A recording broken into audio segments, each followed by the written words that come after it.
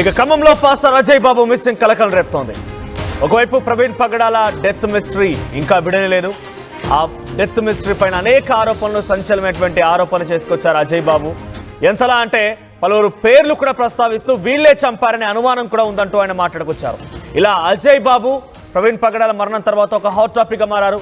సంచలన ఆరోపణలు, సంచలనమైనటువంటి అనుమానాలు, అనేక సందేహాలు, ఎన్నో ప్రశ్నలు ఉత్పన్నం చేస్తూ అజయ్ బాబు అనే వ్యక్తి పాస్టర్ ప్రవీణ్ పగడాల మరణం తర్వాత ఒకసారిగా సెంటర్ ఆఫ్ అట్రాక్షన్గా మారు. అయితే ఆయన మిస్సింగ్ ఇప్పుడు పెద్ద ఎత్తున కలకలం రేపుతోంది. ఇంట్లో నుంచి గుర్తు తెలియని వ్యక్తులు తీసుకెళ్లినట్టుగా తెలుస్తోంది. పోలీసులు అని చెప్పి అజయ్ బాబుని ఆ దుండగులు తీసుకెళ్లారు. అయితే అజయ్ బాబుని పోలీసులు తీసుకెళ్లలేదని పోలీసులు చెప్తున్నారు. మేము ఎప్పుడు కూడా అజయ్ని తీసుకెళ్లలేదు, అజయ్ని టచ్ చేయలేదని చెప్తున్నారు. కానీ పాస్టర్ ప్రవీణ్ మరణం తర్వాత అజయ్ బాబు అనేక మంది పైన ఆరోపణలు చేశారు. కరుణాకర్ సుగుణ పైన అనుమానం వ్యక్తం చేశారు. ఆయనే చంపేసి ఉంటారు ప్రవీణ్ అంటూ కూడా ఆయన అనుమానం వ్యక్తం చేశారు. తుక్రాం గేట్ పోలీస్ స్టేషన్లో అజయ్ బాబు పైన కేసు కూడా నమోదైంది. అంటే పలువురు పైన అనుమానాలు వ్యక్తం చేస్తూ బహిరంగంగా పేర్లు చెప్పడం, వీళ్ళే చేసి ఉంటారని చెప్పి కొన్ని సంచలనమైనటువంటి ఆరోపణలు చేయడంతో ఆ పాస్టర్ ప్రవీణ్ పగడాల మరణం పైన డైరెక్ట్గా వీళ్ళే చంపేశారని కూడా వారంతా చెప్పడంతో అజయ్ పైన పెద్ద ఎత్తున కేసులు నమోదయ్యాయి. తుక్రాం గేట్ పోలీస్ స్టేషన్లో కేసులు నమోదయ్యాయి. కానీ పోలీసులు మాత్రం మేము అజయ్ అదుపులోకి తీసుకోలేదు, అజయ్ని అరెస్ట్ చేయలేదని చెప్తున్నారు. ఒకసారి అజయ్ ప్రవీణ్ పగడాల మరణం తర్వాత ఎంతటి సంచలనమైన ఆరోపణలు చేశారో మీరు కూడా చూడండి. ప్రవీణ్ పగడాల గారు ఒక నార్మల్ పర్సన్ కాదు. ఆయన క్రైస్తవ సమాజం మొత్తానికి గొంతులాగా నిలబడినటువంటి వ్యక్తి. ఇప్పుడు ఏమంటున్నారు బయట అంటే 2027లో జమిలీ ఎన్నికలు జరగబోతున్నాయి కాబట్టి క్రైస్తవులకు సంబంధించినటువంటి తలల్ని తీసే కార్యక్రమాన్ని మొదలుపెట్టారు. అందులో భాగంగానే ప్రవీణ్ గారిని అడ్డు తప్పించారు. తర్వాత చాలా తలలు ఎగుస్తాయని బయట అంటున్నారు. డైరెక్ట్గా ఫేస్బుక్లో మెసేజ్ పెడుతున్నారు, నెక్స్ట్ అజయ్ గాడే అని. అందరూ బీజేపీ లీడర్స్ నెక్స్ట్ అజయ్ గాడే అని నా గురించి మెసేజ్లు పెడుతున్నారు. చావుకు నేను భయపడినా అది పెద్ద విషయం కాదు. నాకు సెక్యూరిటీ ఇవ్వమని కూడా పోలీసులను అడిగినాం. ప్రవీణ్ పగడాల గారు ఒక నార్మల్ పర్సన్ కాదు. ఆయన క్రైస్తవ సమాజం మొత్తానికి గొంతులాగా నిలబడినటువంటి వ్యక్తి. ఇప్పుడు ఏమంటున్నారు బయట అంటే 2020 రైట్, ఇది అజయ్ చెప్తున్న మాట, అజయ్ బాబు చెప్తున్న మాట. ఎవరో తనని చంపాలని టార్గెట్ చేస్తున్నారన్నట్టుగా ఫేస్బుక్లో పోస్ట్ పెడుతున్నారంటున్నారు. సో నేను వాటికి భయపడను అంటే ఇక్కడ ఆయన చేసిన ఆరోపణలు కూడా దేంట్లో మనం నిజమని చెప్పలేం. జమిలీ ఎన్నికలు వస్తున్నాయి కాబట్టి క్రైస్తవుల తలలు తీయాలని చెప్పి ఎవరో మాట్లాడుకున్నారట. మరి నిజంగా మీకు అనుమానం కనుక ఉంటే డెఫినెట్గా పోలీస్ స్టేషన్లో కంప్లైంట్ ఇవ్వాల్సింది, లేదంటే పోలీసులకు ఫిర్యాదు చేయాల్సింది, మరి వ్యక్తులు ఎవరో కూడా నిర్దిష్టంగా చెప్పాల్సింది. అయితే ఇదొకటే కాదు, ప్రవీణ్ పగడాల మరణం పైన కూడా ఆయన సంచలన వ్యాఖ్యలు చేశారు. కొంతమంది వ్యక్తుల పేర్లు ఉపయోగిస్తూ ఆయన వీళ్ళే చంపేసి ఉంటారని కూడా అనుమానం వ్యక్తం చేశాడు.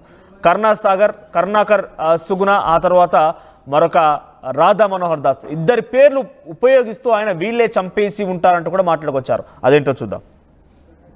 శివశక్తి కరుణాకర్ సుగుణ పాస్టర్ గారు చనిపోయిన వెంటనే ప్రవీణ్ పగడాల గారు చచ్చిపోయాడు, వాడు చచ్చిపోయాడా, ఎవరు చంపారు, ఎందుకు చంపారని పోస్ట్ పెట్టాడు శివశక్తి కరుణాకర్ సుగుణ. అనుమానితుల లిస్టులో వాడిని పెట్టారా?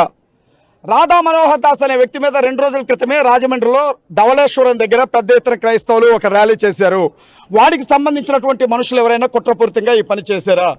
ఆయన ఇక్కడ మీటింగ్కి వస్తున్న విషయం తెలిసిన వాడు ఎవడో పక్కా ప్రణాళికాబద్ధంగా చేసినటువంటి పనిది. దీని వెనక పెద్ద తలలు ఉన్నాయి, బయటికి రావాలా? పోలీసులు న్యాయం చేస్తారని మేము నమ్ముతా ఉన్నాం. అయితే కరుణాకర్ సుగుణ, రాధా మనోహర్ దాస్ వీళ్ళే చేసి ఉంటారు, వీళ్ళకి సంబంధించిన వాళ్ళు ఎవరైనా చేసి ఉంటారని ఒక అనుమానాన్ని కూడా ఆయన వ్యక్తం చేస్తున్నాడు. ఇటువంటి సంచలనమైన ఆరోపణలు చేశారు. ఒకసారి ఈ మాటల తర్వాత అజయ్ బాబు పైన తుక్రాం గేట్ పోలీస్ స్టేషన్లో ఫిర్యాదు నమోదైంది. ఆ ఫిర్యాదు కాపీ మనం చూస్తున్నాం ఆర్టీవీ స్క్రీన్ పైన.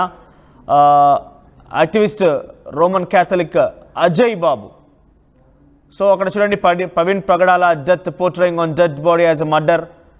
ఇలా I would like to bring to your kind information about the conspired pastor Ajay బాబు.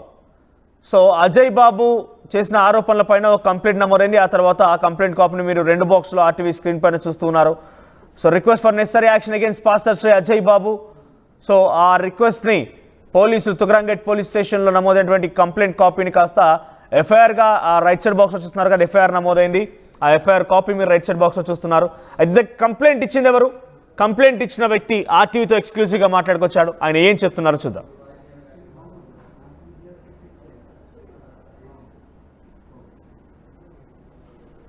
నేను Arogya Swamy Joseph, Secunderabad Tukaram gate police స్టేషన్లో పాస్టర్ రాజయ్య బాబు గారి పైన కంప్లైంట్ ఇవ్వడం జరిగింది. ఎందుకంటే ఆయన తరచూ హిందూ మతాలను, హిందూ దేవతలను ఇంకా హిందూ గ్రంథాలను తప్పుదారు పట్టిస్తూ ఎప్పుడు హిందూ మతం పైన విషం చిమ్మే అతన్ని కొత్తగా అతను యేసు ప్రభు విగ్రహాన్ని కూడా పలగొడతా, మరియమాత విగ్రహాన్ని కూడా పలగొడతా అని చెప్పి స్టేట్మెంట్ ఇవ్వడం జరిగింది ఒక ఛానల్లో.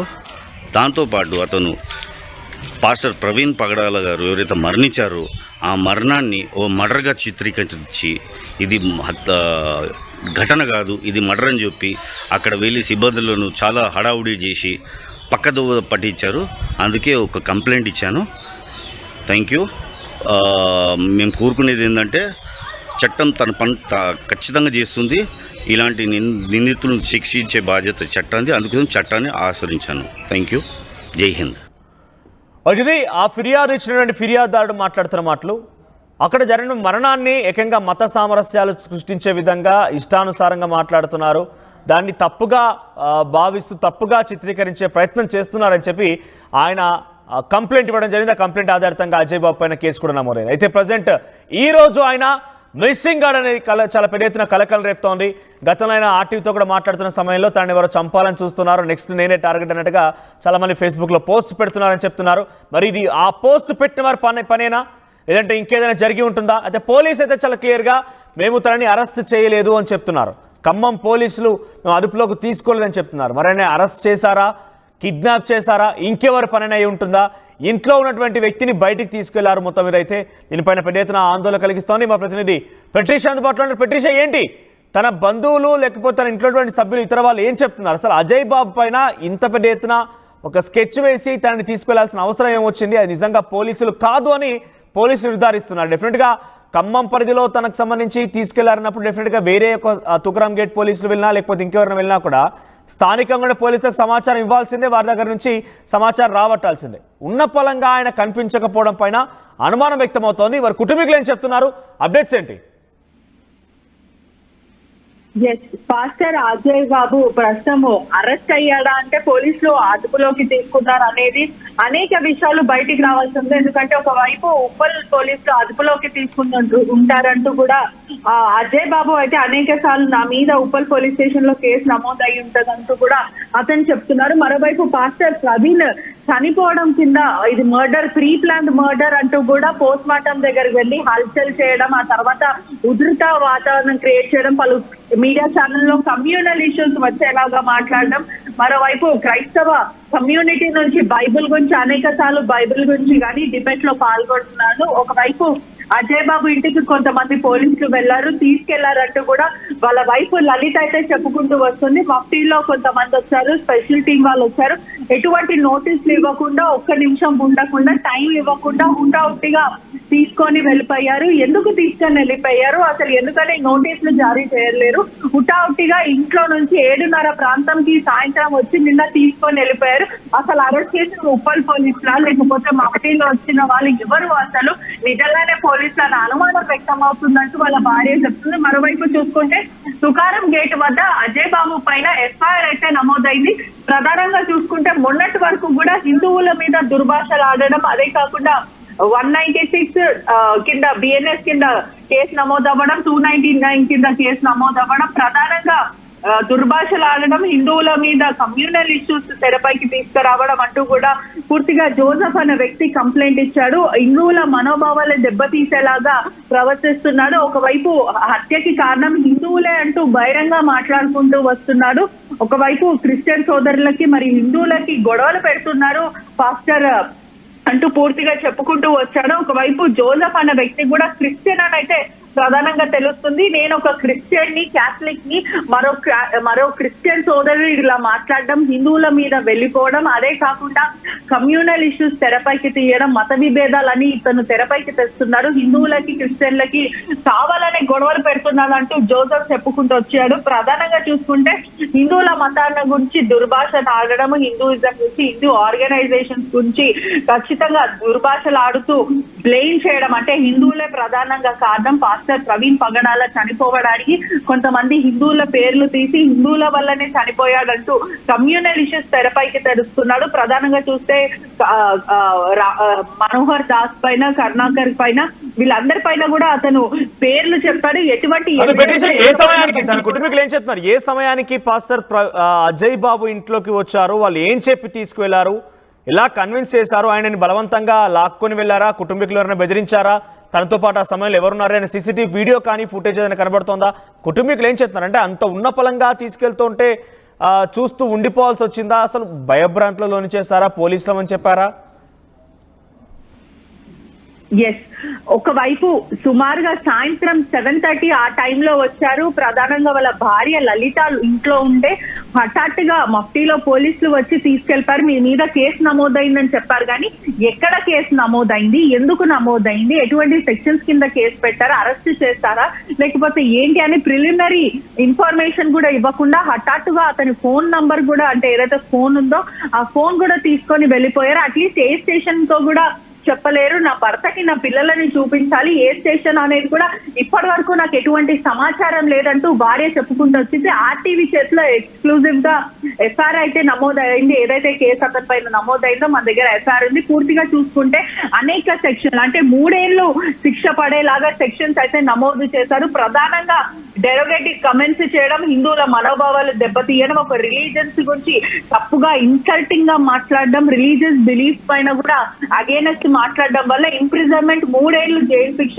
మరి ఫైన్ పడే అవకాశాలు ఉంది ఒకవేళ నేరం రుజువు అయితే. మరోవైపు ఒకవైపు చూసుకుంటే కూడా ప్రధానంగా ఏదైతే డిఎస్పీ కూడా కాల్ చేశాడు. మరోవైపు పాస్టర్ ప్రవీణ్ పగడాల చనిపోవడానికి నీ దగ్గర ప్రధాన కారణం ఏవైతే ఉంది, నీ దగ్గర ఎటువంటి ఎవిడెన్స్ ఉంది, ఖచ్చితంగా అది చూపించాలంటూ రాజమండ్రి పోలీసులు కూడా కాల్ చేశారని కూడా పూర్తిగా తెలుస్తుంది. మీరు మీడియాలో వెళ్ళి మాట్లాడుతున్నారు, మరి ఏ ఆధారాలు ఉన్నాయి మీ దగ్గర? హిందువులు చనిపోయారు, ప్రధానంగా కొంతమంది పర్సన్స్ నేమ్స్ అయితే మీరు తీసి మాట్లాడుతున్నారు, వాళ్ళే చంపారని మీ దగ్గర ఎటువంటి ఎవిడెన్స్ ఉంది?